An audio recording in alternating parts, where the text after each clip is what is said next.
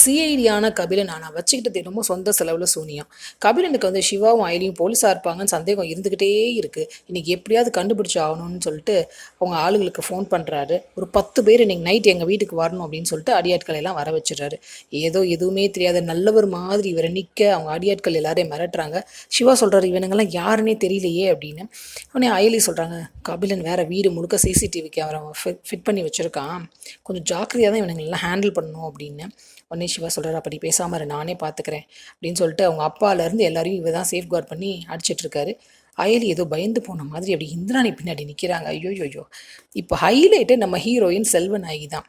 எனக்கு வர்ற கோபத்துக்கு எனக்கே இவனுங்களை நல்லா அடிக்கணும் போல் இருக்குது அப்படின்னு செல்வநாயகி சொல்ல, உள்ளே ஓடி போன அயலி 4 விளக்கமாறு முறம் எல்லாத்தையும் எடுத்துகிட்டு வராங்க. ஆளுக்கு ஒன்று கையில் கொடுத்து வாங்க எல்லோரும் அடிப்போம் அப்படின்னு சொல்லிட்டு எல்லாருமா சேர்ந்து ஓட ஓட விரட்டி அடிச்சிடுறானுங்க அவங்கள. கபிலன் பிளானில் கடைசியில் மண்ணு தான் விழுந்துருச்சு.